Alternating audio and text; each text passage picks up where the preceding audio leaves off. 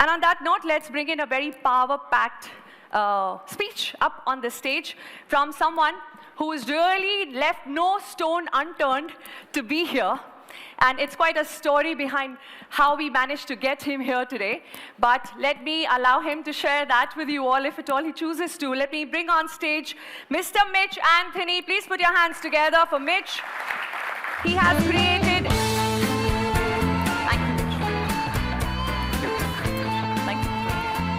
He has created innovative discovery approaches for the advisor community for the past 2 decades. He's known for having created Financial Life Planning 2001, Return on Life 2005, and most recently, Life-Centered Planning 2017. Mitch is a prolific author whose seminal books include Story Selling for Financial Advisors, The New Retirementally, now in the 5th edition, and Your Clients for Life. When we were catching up with each other, I heard Rohit say that the work that he has put together in words can be so transformative only if advisors like us choose to pick it up and learn from it. So I hope you do that.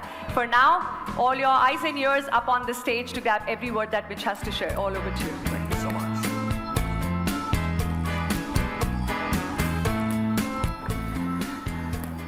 Good afternoon.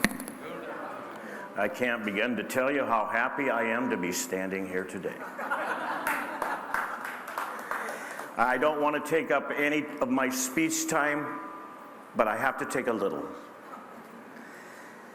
I want to thank all the members of the ARIA board, Dilshad, everyone who I've met today. I've got a little echo going on here. I don't know if that's a little high. But I would be remiss if I did not ask my new friend, Renu, to come up here for a moment.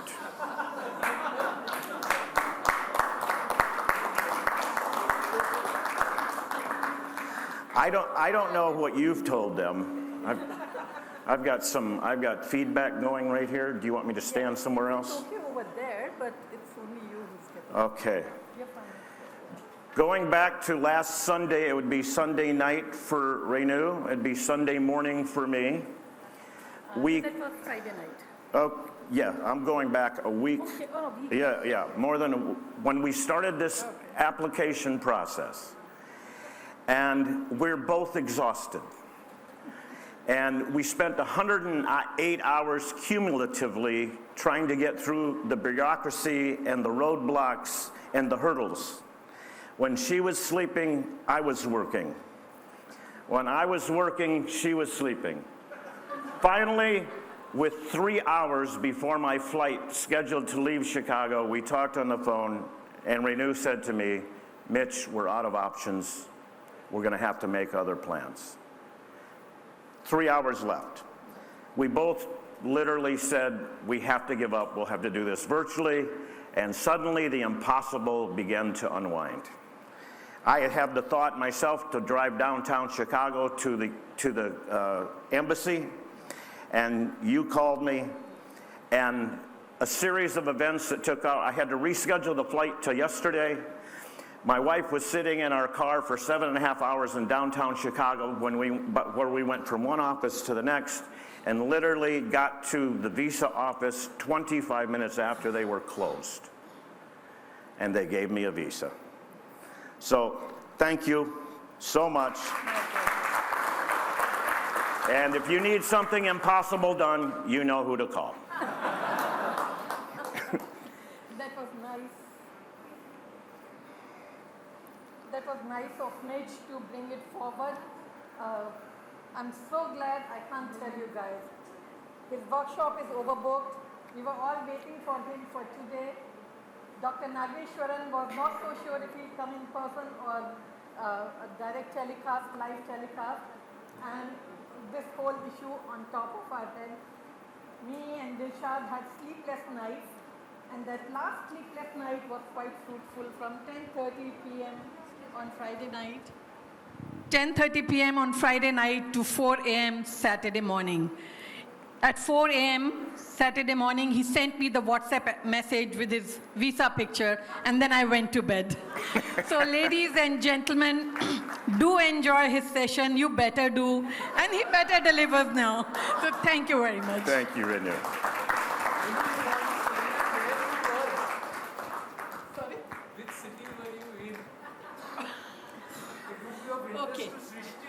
Okay, see, Srishti knows, so that's all right. Well, I was in Indore, my husband was in Chennai, and Mitch was in Chicago downtown at a donut shop, and we were collaborating so that we don't make a mistake in visa form, otherwise there was no chance he could have come.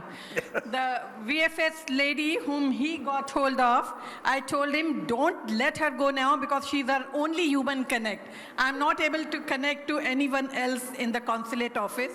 And then he told me, no, the visa officer is standing down there. That's where I heaved a sigh of relief. So hats off to the bureaucracy who made it happen as well. Yes. I'm really thankful to them. The TRI chairman, Ministry of External Affairs, Ministry of Home Affairs, and e-visa officers in Delhi, they all helped in, pitched in, and we finally have him. Thank you very much. Thank you. And if you ever get to Chicago, stop in at Stanley's Donuts and thank them for their Wi-Fi. I sat for 2 hours with Renu. Well, now let's get to the topic. Why become a better, can you see my slides? Oh, there it is. Why become a better biographer? I remember when I first started writing this talk years ago, I had been at a convention, and after I was the last speaker of the convention, and they, sometimes after a convention, they have a happy hour. You know what I'm talking about? Serve wine and beer. And I heard some advisors talking to each other, and this man was saying to his group of advisors, yes, I have this $7 million client and blah, blah, blah, and he's telling a story. And I thought to myself, I wonder what that man with the 7 million would think to hear himself called the $7 million client. That's a problem. When we only think of people on the basis of a number, we're thinking of them as less than they are. And the last time I checked, our clients were human beings, not accounts with amounts. Do you agree? We are dealing with human beings. And what makes human beings unique is that they all have a unique story. And the last time I checked, this is actually how we measure friendships. We have certain ways of referring to people. I'll give you a phrase. Human relationships are the result. By the way, I'm still getting echo here. I don't know if we need to turn it down just a bit. Human relationships are the result of the exchange of story. So think of the people that you call your best friends. Do you call them besties here? I've got a bestie. Do you know why we call them besties? Because they know too much. We know we can just buy them a glass of wine now and then, otherwise it's blackmail. They could tell on us. And then we have people we call acquaintances, and people we call associates, and people that we say, oh, I sort of know them. But it's all on the basis of how much we've shared our stories. And what is it that makes the sharing of stories and the hearing of stories so profound? Because there's two ways we gather meaning in life that I know of. One is to have great experiences. The second way we find meaning is by sharing the story of that experience. We get to relive that meaning by sharing the story. And guess what? If you're a person who's trying to draw out stories from people, you're a rare human being.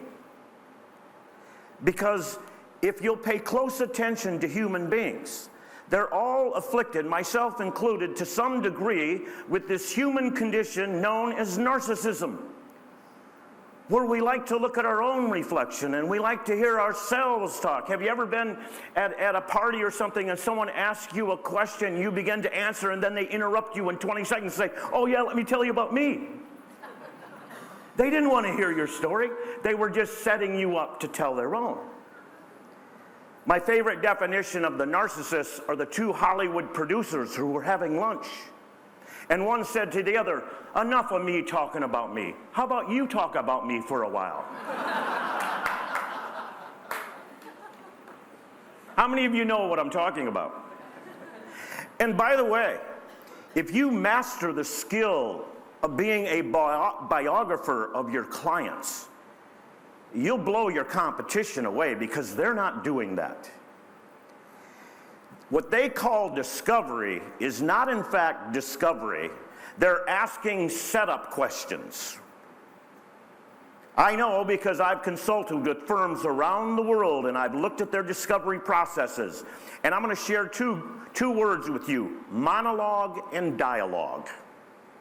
Your competition is engaged in monologues. That's where you ask a question where you can predict the answer so that you can go ahead and say what you wanted to say before you ever asked the question.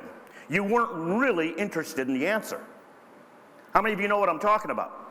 There are a lot of people out there selling a lot of things and they're using monologues. Do you know what monologue means in the original language, in the original Greek language? It means mono, one, logos, meaning, one meaning. Whose meaning is being articulated? The person talking. Dialogos, and this is a beautiful word, it's a beautiful picture. Dia means the merging of, logos meaning, the merging of meaning. How do we merge our meaning with our client? By first hearing their story. And once we've heard their story, we can come along and say, given what you've told me today, I might suggest we look at doing the following, and we bring a solution and a strategy that is based on their own experience and need. That's the best thing we can do in financial services. Now, I have the pleasure of running what I call a question laboratory. We study questions, and we test questions. And I'll tell you why I started a question laboratory, because I found a lot of people in financial services writing and telling advisors to ask questions that hit people, that blindsided people. Do you know what I'm talking about? Asking them a question where they go, what? Why are you asking me that? I have a belief. We should never ask a question without first getting permission to ask that question. Establish context first and say, I want to ask you a question today, but the reason I want to ask you is because of the following. I don't have time to talk about it today, but I call it the listening ear, E-A-R. E, establish context. Tell them why you're going to ask. A, ask the question. R, respond reflectively with the answer you hear. It's important to get permission before you ask the question. Okay? So, moving along. I hope you're alert. Did they have coffee out there for you? I hope you're alert, because I may throw in a trick question or two. You've been warned. All right. Let's talk about discovery. My first question for you is, are you in the money business and you happen to work with people? Or are you in the people business and you happen to work with money? How many of you would say, I'm in the people business and I happen to work with money? Let's see your hands. All right, put them down. How many of you would say, I'm in the money business and I happen to work with people? There's a couple hands. Thanks for being honest. Now, for those of you that said, I'm in the people business and I happen to work with money, would you ever allow me an audit of the conversations and the paperwork that passes between you and those prospects and those clients? And would I come to that very same conclusion? We need to take a close look at what we're asking from people. And by the way, the majority of firms in the financial services industry, and trust me, I've audited many of them, the majority of firms, what they call discovery is nothing more than fact-finding. It's the gathering of numbers and facts. But numbers and facts do not, in fact, tell the whole story. How many of you believe we're living in a changing world today? All right? How many of you have been in this business for more than 5 years? More than 10? More than 15? Since the beginning of time? Okay. This is just my editorial observation, but I believe to be successful as a financial advisor today, you need to be 1 part capitalist and 1 part social worker. Do you agree with me? There's a lot of hand-holding that's required. And what I like to challenge advisors with is this: if you believe we're living in a changing world, then how do your dialogues and conversations reflect the changes that have taken place? If you're using the same conversations today that you were using 10 years ago, we've missed something. Your questions reveal your proposed value. You can only own so much space in the mind and the heart of a client. And if your questions are all about investment products or investment strategies, then in their mind, they've got you parked in that part of their brain that they're one of them. And the only way to expand that space in the client's brain is to expand and broaden the conversation to more than just numbers, more than just investments, more than just strategies. And by the way, your proposed value ultimately seals your fate in this business. I believe that the central value proposition in financial advice needs to be turned inside out. At the core central value of almost every firm I've ever looked at is ROI, return on investment. What we need at the core is not return on investment. ROI will always be important, but it's a secondary value. It might even be a tertiary value. The core value is return on life. I've never met one human being who works, saves, and invests without intentionality. They have a reason that they work. They have a reason why they invest and save. They have a reason. And if we do not know and cannot document those reasons, we're not in the ROL business. Here's an easy way to start the conversation. I'm borrowed this from a man who is brilliant at this. Well, I'm going to save it. I got to keep you on the edge of your seat. Here's what ROL is. It's getting the best life possible with the money you have. Mr. and Mrs. Client, my job is to help you get the best life possible with the money that you have. So, Mr. and Mrs. Client, I'll need to ask you questions about more than just your money. I'll need to know what you want that money to do for you. And then we'll work back from there. Clients appreciate that value. You know, sometimes we don't have the words we need. I've had to create words. They're called neologisms. One of those words is practicide. It's building a business designed to kill you.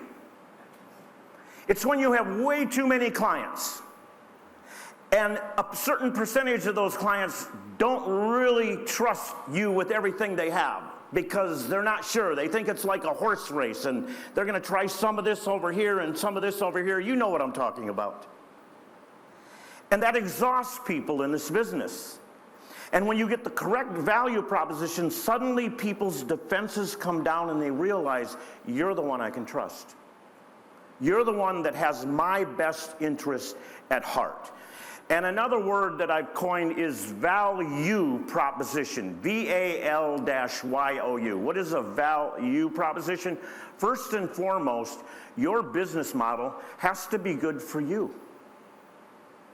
If it's not good for you and it takes balance out of your life, how can it be good for your clients? How can it be good for the firms that you associate with?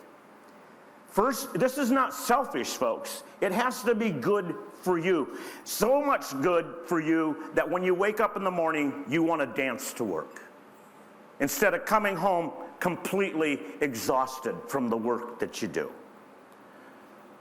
So, I believe that you, registered investment advisors, are wisdom merchants. What do I mean by that? Mr. and Mrs. Client, my chief job is to help my clients make wise financial decisions. Last time I checked, every person, every client, every prospect you ever meet is one poorly informed financial decision away from ruin. There's nothing they need more than wisdom. And by the way, I didn't say wisdom, investment wisdom. It's broader than that. It could be spending wisdom. It could be legacy wisdom.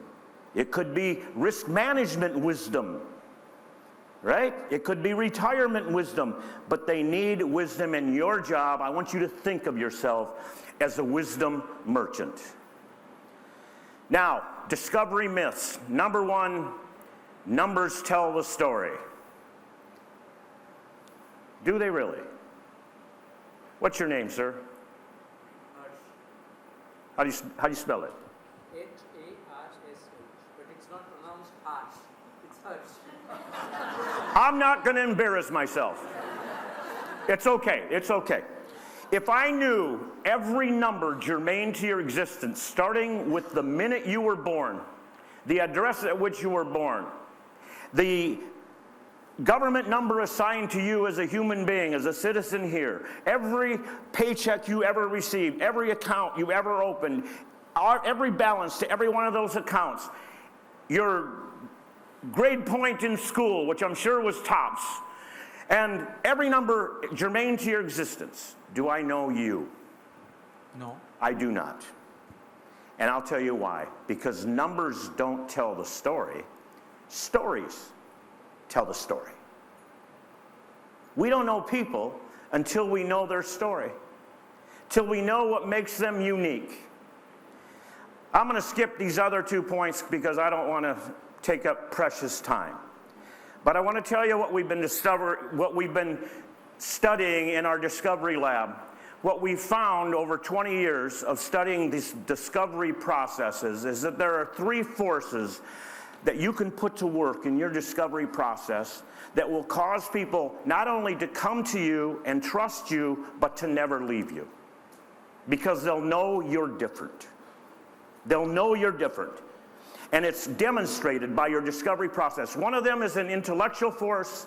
The other is a force of life that you'd better be on the right side of. And the other is an emotional, I would even say / spiritual force that goes to work when you do proper discovery. Now, years ago, I want to say it was maybe even 15 years ago, there was a company in the United States that had about 1,500 advisors, and they would take their top 100 to Puerto Rico, to the island, for what they called the President's Club trip. And 2 years in a row, they invited me to speak. And I couldn't help but notice when they gave the awards to the top 10 out of 1,600 advisors that the same man that won last year was number 1 this year. And I turned to the president of the firm and said, wow, that's pretty impressive that John's number 1 2 years in a row. And he said, oh, really? You're impressed with that? And I said, yeah. He said, try 11. He's been number 1 for 11 years out of 1,600 people, and he said he laps number 2. Well, that intrigued me because at the time I was thinking about writing a book called Your Client's Story. And so I approached, his name was John. I approached John. I said, John, could I have a cup of coffee or lunch or dinner with you? I'd like to pick your brain a little bit. And he said, sure. He said, what do you want to talk about? And I said, I want to talk about what you think it is about you that makes your business work. And I said, I'm going to give you a chance to back out right now because I'm going to ask you to reduce it to one word. He said, I'll give it a shot. We met in front of the restaurant the next night with his wife and him and I, and he turned to me and said, well, Mitch, it took me all of 45 seconds to think of the word. But he said, I can't thank you enough for asking. I want you to write that phrase down. I can't thank you enough for asking. That's the greatest compliment you and I will ever receive. And do you know why people say that? Because we ask them a question, and in answering that question, they learn something valuable about themselves.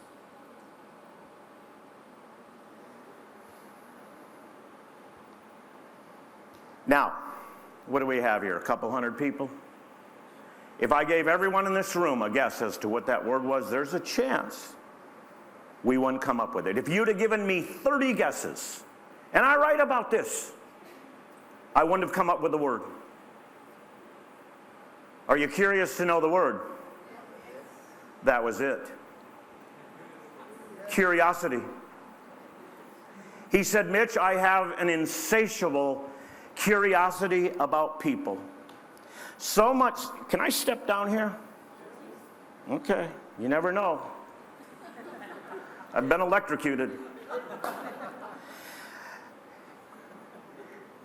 He said, when I meet someone, I always say to them, the first thing I say is, I'm sorry, but I don't feel I have the right to manage anybody's hard-earned money until I have a good idea of who they are and where they've been. I just don't feel qualified. So would you mind if I took some time to ask you some questions about you? Guess how many people turned him down? People want to talk about themselves. How often does somebody sit down with you and they can't learn enough about you?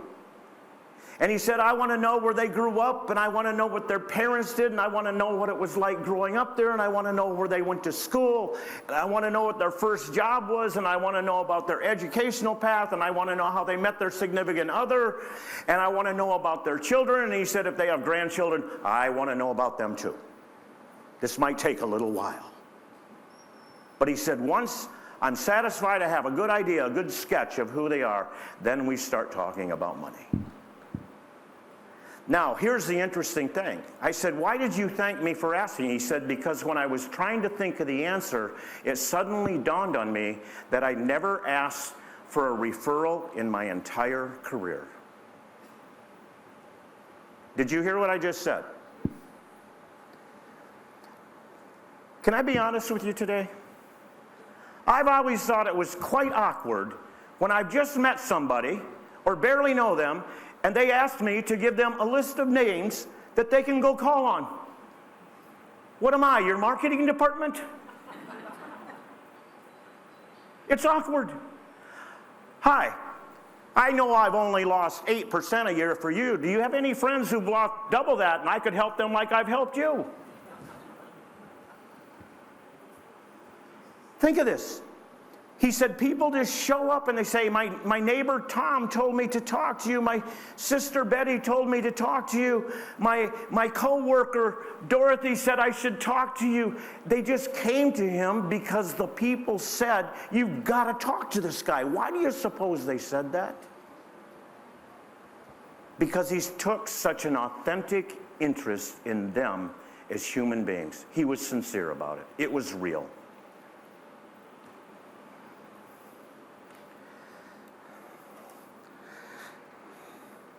Now, when I'm talking about discovery, I'm going to bring an authentic biographer's approach to it. I'm a writer by trade. If my job was to write any one of your biographies, this is the framework that I would use in interviewing you. I would start with your history. I would then interview you about key transitions in your life, and we've all had key transitions in our life, and we all have stories attached to those transitions. And I'd find out what's going on in your life and in your family and in your business today that's important to you. In the process of getting your past story and your present story, I would just intuitively pick up on your philosophy of life and your principles that you follow in your life, rather than ask you, what are your principles? I don't like asking that question because people will just spew out cliches. I'll know your principles by where you put your money. Our bank book doesn't lie, does it? That's how we learn it. And then finally, I'm going to ask you about your goals. I'm going to ask you, what do you want to be when you grow up? Even if you're 65 years old. Right? Now, I've done some tests on this. I've interviewed thousands of clients, and I said, out of those 4 categories, history, transitions, principles, and goals, what is most important to you to know that your advisor knows? Guess what word wins every time? Go ahead. History. You know what's ironic about that? Most financial services companies train their people to start the conversation asking about goals. Tell me, where do you see yourself 5 years from today? As one of my friends said, not working with you.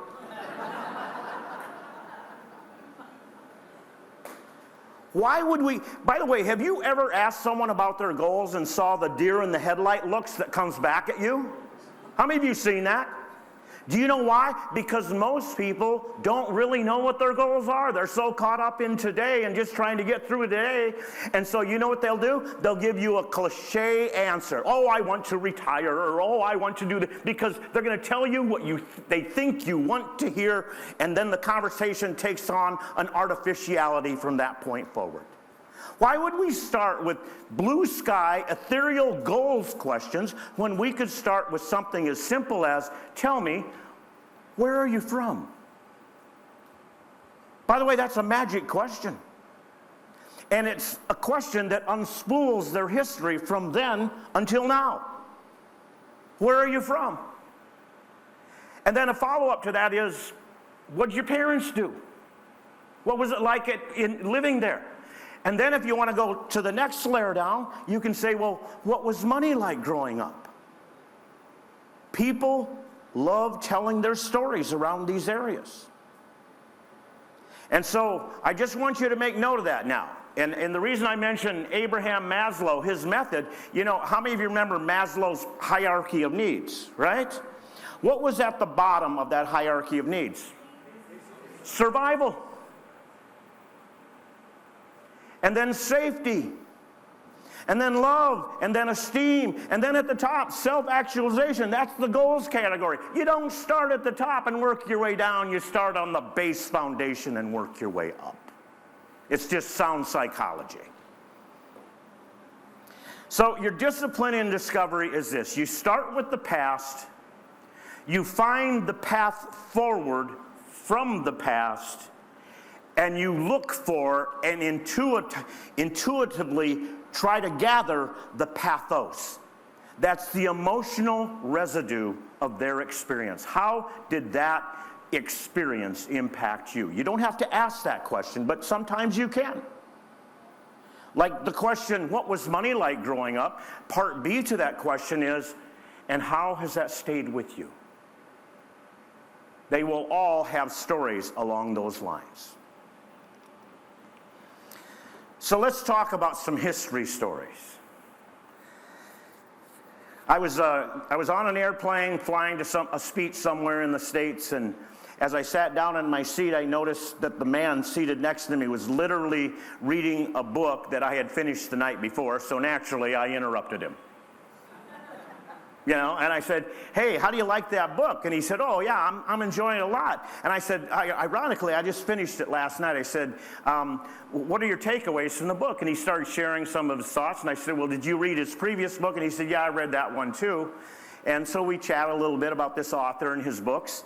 And then I said, well, hey, if you don't mind me asking, what do you do for a living? Oh, he said, I'm the founder and CEO of such and such a manufacturing firm, and he even mentioned the market cap, $2.2 billion, which I thought was kind of odd, right? He had to let me know what it was worth. But he was seated in first class, so I guess, it goes with the territory. And I said, well, tell me how the economy is impacting what do you guys manufacture first? And tell me how the economy is impacting your business right now. And he talked for about 5-7 minutes about that. And then suddenly I saw him blush ever so slightly. And I didn't say anything. And he said, I'm sorry. And I looked at my watch. He'd been talking for about 16, 17 minutes now because I was asking, right? And he said, I'm sorry to sit here and just talk about myself. He said, what is it that you do? I said, I think up questions about money. He said, well, I've never heard of that as a job description. He said, would you try one of your questions on me? Well, isn't that a nice open door? Now, I'll tell you, I would never ask this question just meeting somebody normally, but he asked for it. I believe, and I mentioned this earlier, I believe there are layers to questions, okay? We don't want to start, are you familiar with the oil drilling firm term fracking? When you dig way down into the earth, you don't start dialogues that way. Okay, you start with an easy question like where are you from and what did your folks do and what was money like growing up. But now this question is what I call a level 3 question, when you've already established somewhat of a rapport with people. And the question that I gave to him was, I'd like for you to think back when you were young and tell me the first recollection that comes to you about money. Now, here's an interesting thing. I could survey this audience, but I know exactly what I'll see. Half of you immediately had a story. How many of you just immediately a story came to you, right? And then a lot of you, in the next few minutes, that story is going to come to the surface of your brain. And then some of you, maybe later on today or while you're having dinner, the story is going to pop in your brain, right? So if you ask that question to a client and they don't have an answer, you just let them know. You say, if it doesn't come to you right away, that's okay. But when it does, please tell me. It's an important question. Well, okay, I've asked this question thousands of times. I've never seen a response like I saw from the man in seat 3D. His eyes sort of glazed over, and he started talking in a kind of spooky monotone, and he said the following: I'm sitting on a couch in Cleveland. The couch is on the street corner. We've been evicted from our home for the 3rd time. My father washes windows 14 hours a day and can't make enough money to support his 11 children.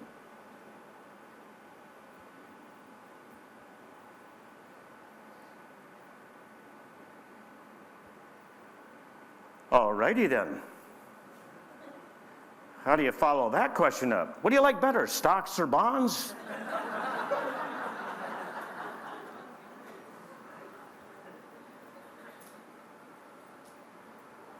What an amazing story. This man runs a $2.2 billion corporation. Do you now know why you let me know that? If this man was your client, do you think he'd have some risk management issues? Do you think he'd be afraid of losing? Do you think he'd be afraid of a loss of status for his family? Let me ask you a question. If this man was your client, how many of you in this room would want to know that story? Let me see your hands. Absolutely. For the reasons I just mentioned. That's what we call a financial blueprint. It's an experience in his life that has stayed with him for the rest of his life. Did I mention at the beginning that I might ask a trick question? I did, didn't I?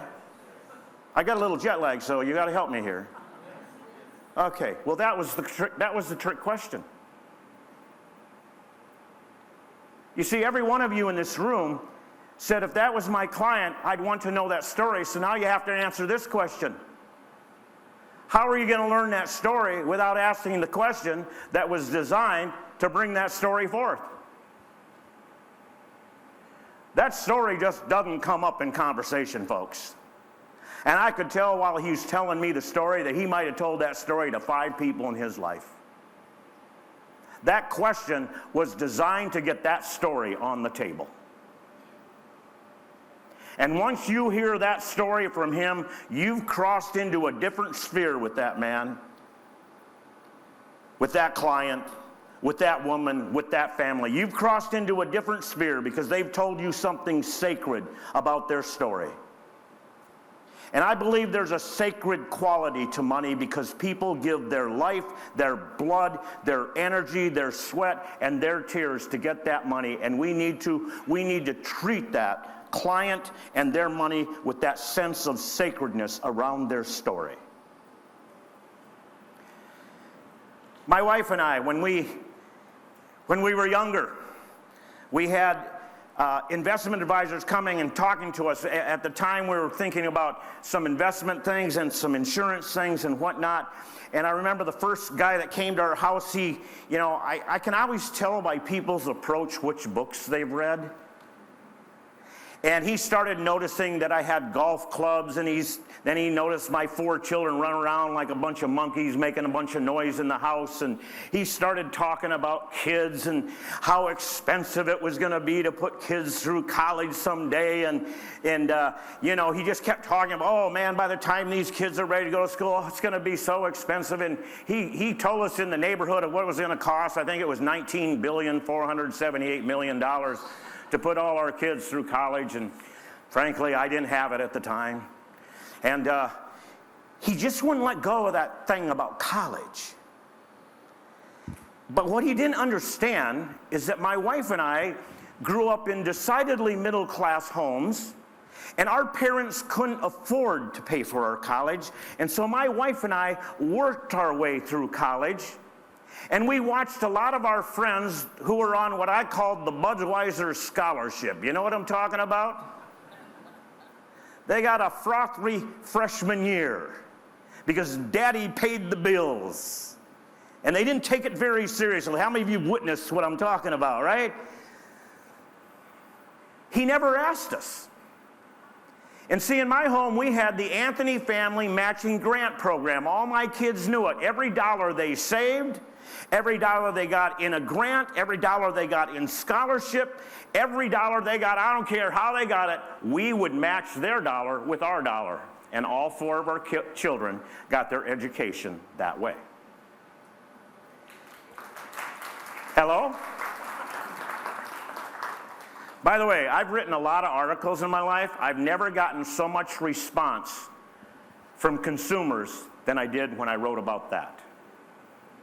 Because everyone in our country has been guilted into paying for your children's college. I don't think it's the greatest idea in the world, right? Make them put something toward it. Have skin in the game, as they say, right? So, this guy didn't ask us about it, so we didn't tell him. The next person that came to our home was either intuitively brilliant or he had stolen my wife's diary. I'm still not sure. But he knew things he should not have known. And let me tell you how he started the conversation. He looks at my wife and I, and he said, "How did you two meet?" By the way, if you ever ask that question and an icy glare develops between them, back off immediately. In my home, that's the magic question. It's the magic question because my wife and I have a magic story. And if you saw my wife, you'd know why we have a magic story. Just look up DebbieAnthonyMusic.com and you'll see what attracted me to this girl. She's a brilliant girl. She's a great singer. But here's the story. He asked, how did you two meet? Debbie and I met, matter of fact, our anniversary is coming up here this month. Debbie and I met on March the 6th, 1989. We were husband and wife on March the 19th, 1989. And we're about to celebrate our 35th anniversary together. And I've always told people, I could have married her in 5 days, but you can't rush these things. It's too important a decision. So I got to tell this man this story. And then he sort of brushed me aside just a little bit, and he looked at Debbie, and he said, Debbie, tell me, what were you doing before you met Mitch? All right, pal. I'm thinking, how did he know to ask that?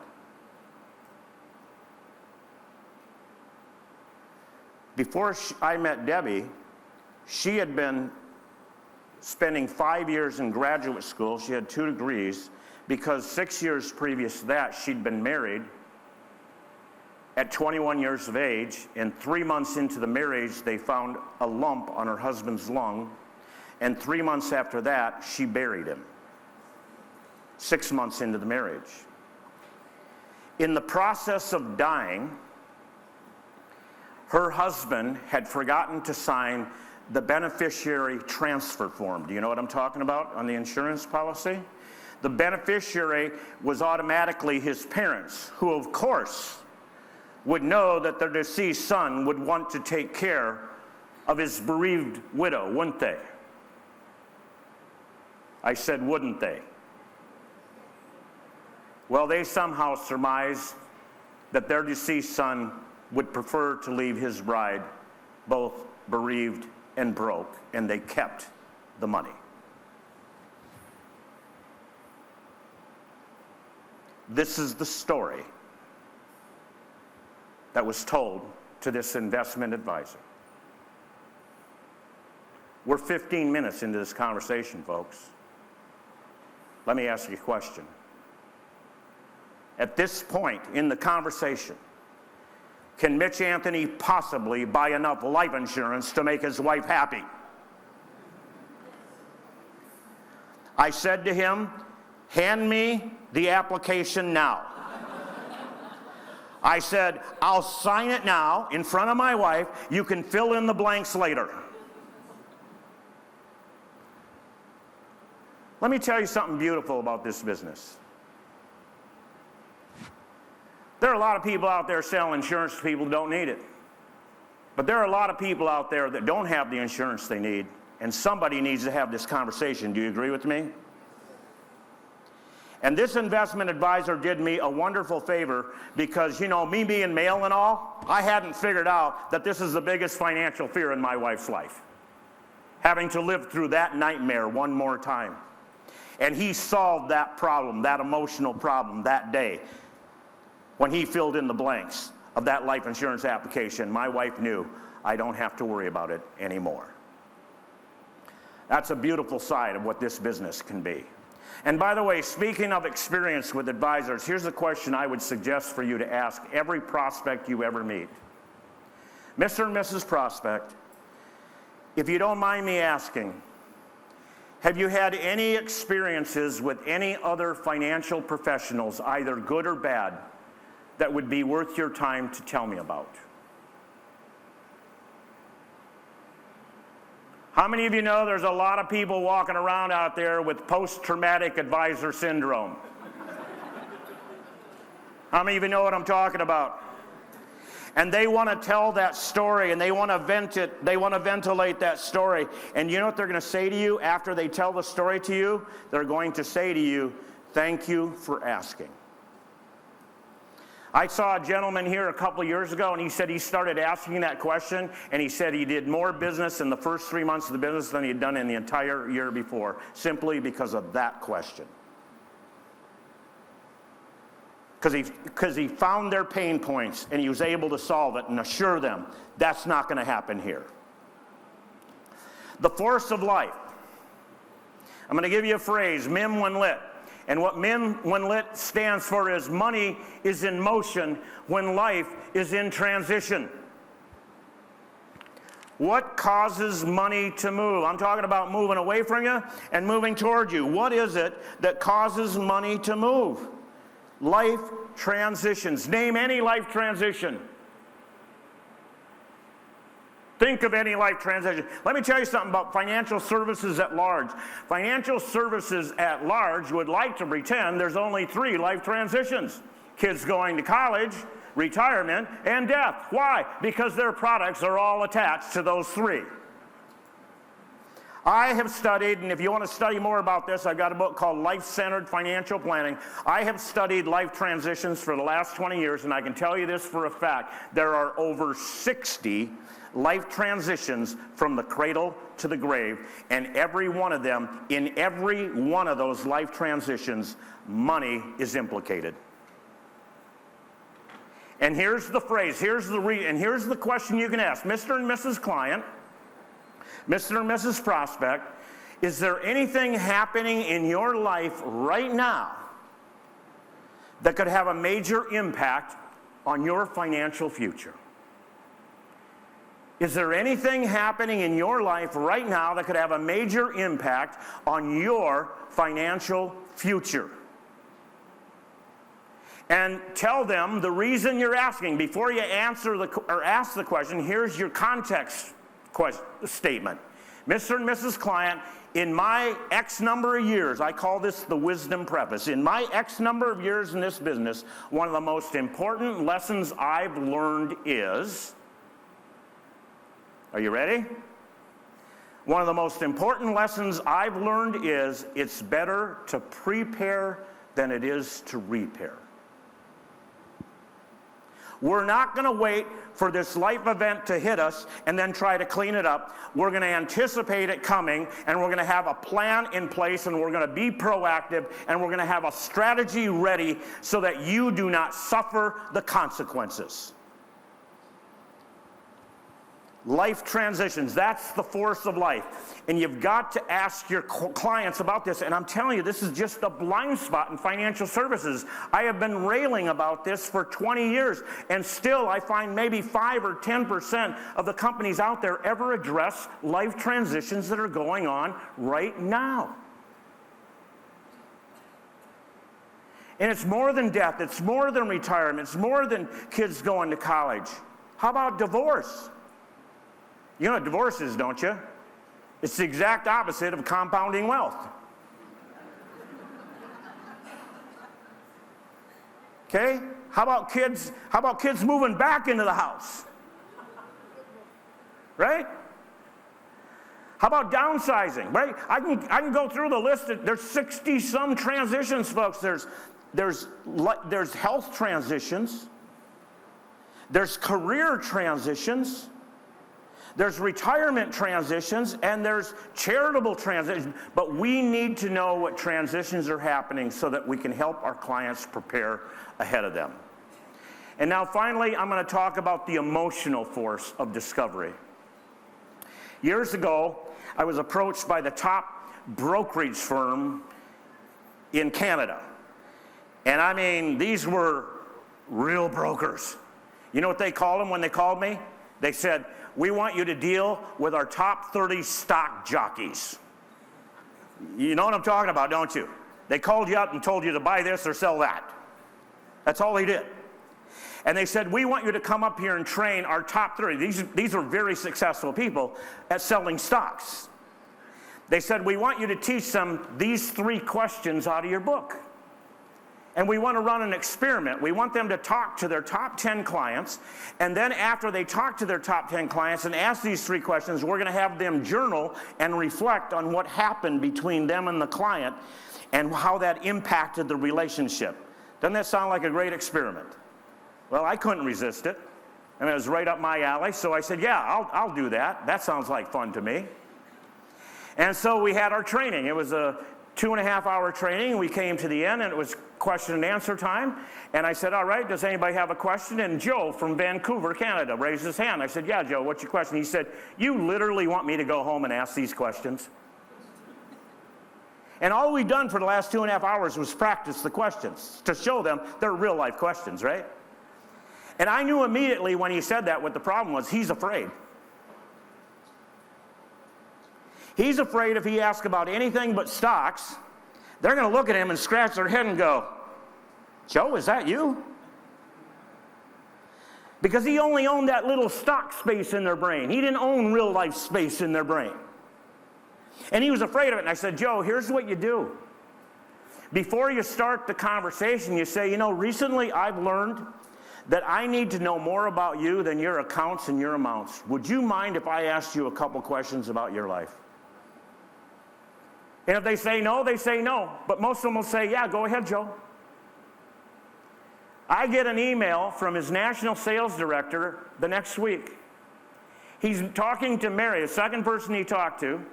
Oh, by the way, you want to know the 3 questions he was afraid of asking? You want to hear them? 1, where are you from? Woo! That's a tough one. But there's a part B to it. What was money like growing up? Question number 2, is there anything happening in your life right now that could have an impact on your financial future? And question number 3, if you already had all the money you ever wanted, what would you do different? You want to have a fascinating conversation? Ask that question. There are a lot of your clients think it's all about money. It's not all about money. Some people get the money and then they decide, well, I don't have to work anymore, and then they become miserable. We'll talk more about that tomorrow. So Joe's talking with Mary, and Joe's been managing somewhere between $1.5 and $1.8 million for Mary, but he knew she had a whole lot more money than that. She was a serial entrepreneur. She was a highly successful lady. She had a number of businesses. And he asked the question, is there anything happening in your life right now that could have an impact on your financial future? And she began to tell him about her brother who had some disease, and they'd been going from clinic to clinic, and they could not figure out what was wrong with him. And his wife had to go to work over it and leave the home where she was staying home before that. And they were really worried because her brother couldn't work because of this thing, and the doctors, the clinics, couldn't figure out what was wrong with him. And Mary had been ignoring her businesses because she'd been subsidizing their income, and she'd been helping, going with her brother and trying to help him figure this thing out, and it had just consumed their family. And she's telling Joe all about this situation. And in his email, he said, we were about 10 minutes into the conversation, and suddenly she paused, and she looked at me, and she began to scratch her head, just as I'd feared. And she said, Joe, I got to be honest with you.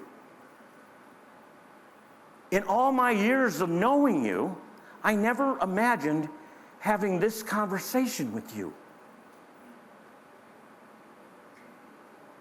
Well, Joe was a smart enough guy to know that wasn't a compliment.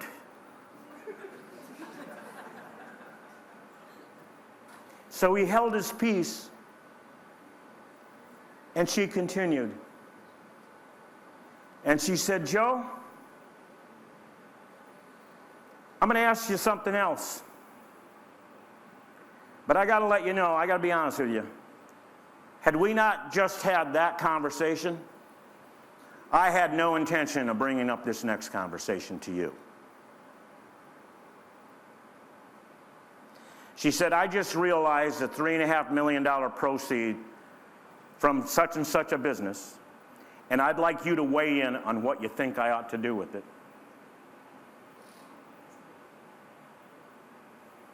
There's a lot to learn there, isn't there, folks? There's a lot to learn.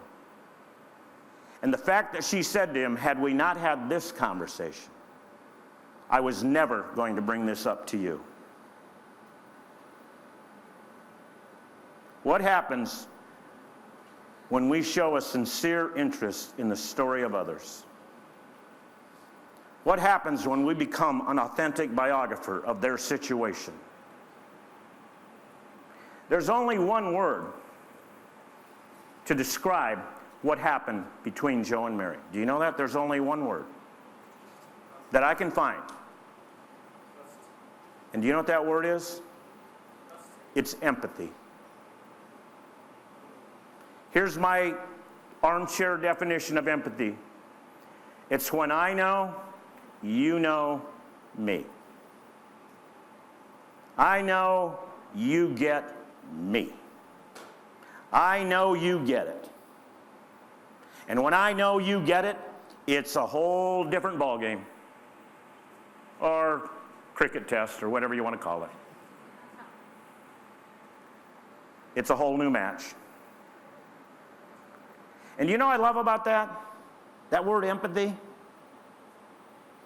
There's only one way to get to empathy. It's for me to hear you tell me a meaningful story. Did you hear that? It's for me to hear you tell me a meaningful story. You know what I love about that? There's only one way you'll ever tell me a meaningful story about you. And you know what that one way is? For you to ask a question you've never asked before. This is not about a story of numbers, folks. It's about gathering a number of stories. Thanks for your time.